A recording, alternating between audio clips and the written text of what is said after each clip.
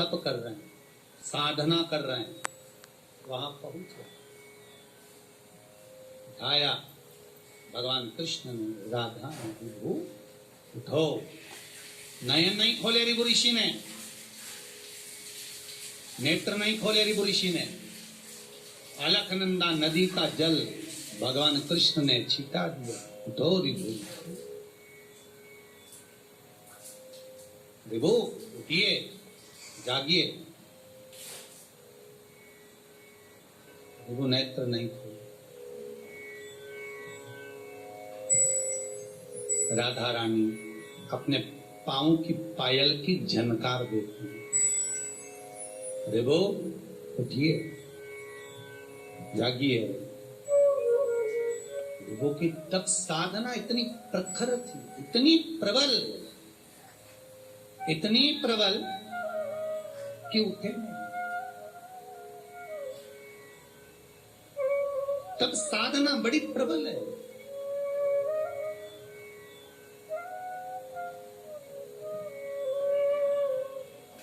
फिर उठाया, उठो हे ऋभु ऋषि, उठिए। ऋभु बाबा उठिए। तब राधा और कृष्ण दोनों सम्मुख, भगवान जो गोपियों के साथ में रास करते हुए बंसी का नाद करे थे, आज भगवान कृष्ण वही बंसी ऋभु ऋषि के लिए बजाते हैं। वही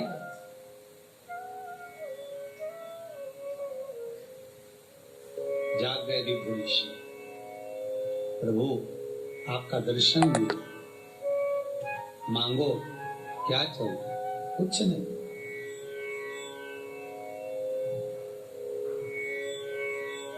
कई वर्षों से तब साधना में लगा हुआ था। मेरे गुरु ने कहा था, जब अश्विन का अधिक मास आएगा, पुरुषोत्तम मास आएगा, तुम्हारी साधना कम नहीं होना चाहिए। अश्विन का अधिक मास पूर्ण होने के बाद जिस दिन शरद पूर्णिमा पड़ेगी, उस दिन भगवान कृष्ण और राधा दोनों दर्शन देंगे। दोनों अश्विन का अधिक मास ऋभु ऋषि ने पूरा नियम, साधना, तप, प्रबलता धारण कर कर जो उपवास, जो व्रत, जो नियम धारण किया, उसके बल पर शरद पूर्णिमा के दिन जो भगवान गोपियों के मध्य रास करते करते ओझल हो गए और ऋभु बाबा के पास पहुंच गए। कृष्ण से राधा कहती हैं, आज ही आना क्यों जरूरी है? क्या जरूरी था आज आना? इतनी सारी गोपियां हैं, इतने सारे ग्वाल गोपियां भूमंडल पर नित्य लीला कर रहे हैं और अपने को छोड़कर जाना पड़ा। भगवान कहते हैं, ये ऋभु साधारण नहीं, कई अश्विन अधिक मास इसने तप साधना करी है। उसके पुण्य से इसने मांगा केवल इतना था कि कृष्ण और राधा का दर्शन, राधा और कृष्ण का दर्शन, वो दर्शन अश्विन अधिक मास में किया गया पुण्य, दान, सत्कर्म, भजन, कीर्तन, सैया, सुखसेज, जो भी आप दान कर रहे हैं, एक अन्न का एक मालपुआ भी अगर दान दे रहे हैं, एक अन्न का भाग भी दे रहे हैं, उसका भी पुण्य है, उसका भी फल। और ऋभु ऋषि को हुआ ही कितना समय था? थोड़ा। उस समय का फल क्या मिला कि वो कृष्ण राधा का अश्विन अधिक मास के पद। तो कई लोगों के मन में एक प्रश्न था कि भगवान कृष्ण रास मंडली छोड़कर गए कहां थे? तो शिव महापुराण की कथा कहती है, वो ऋभु ऋषि से मिलने के लिए उस अधिक मास के फल अनुसार ऋभु बाबा से वहां पहुंचे, दर्शन का पुण्य फल प्राप्त किया, आनंद फल प्राप्त। महाराज, ऐसी ही पुण्यतानंदमय कथा का रस तत्व अपन ग्रहण कर रहे हैं, तो शिव का पावन चरित्र बखान कर रहे हैं। शिव का तप बल स्थल कैलाश पर्वत।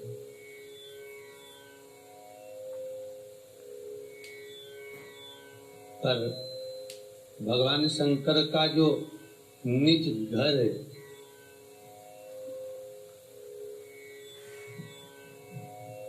भगवान शंकर की जो निज भूमि है, जहां शिव अपने मन से विचरण कर लेते हैं, घूम लेते हैं, वो भूमि काशी।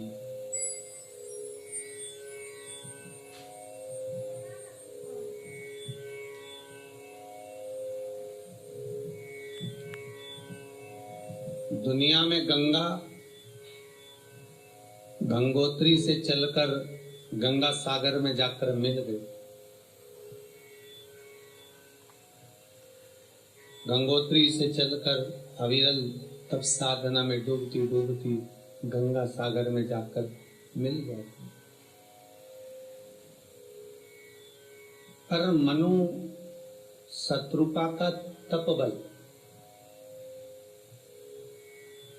मनु और शत्रुपा की तप शक्ति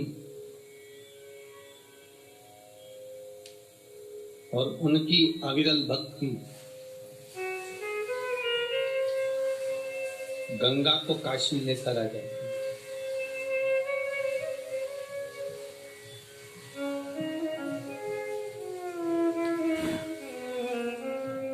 बहुत सुंदर कहा किसी ने कि मन चंगा तो कठोते में गंगा।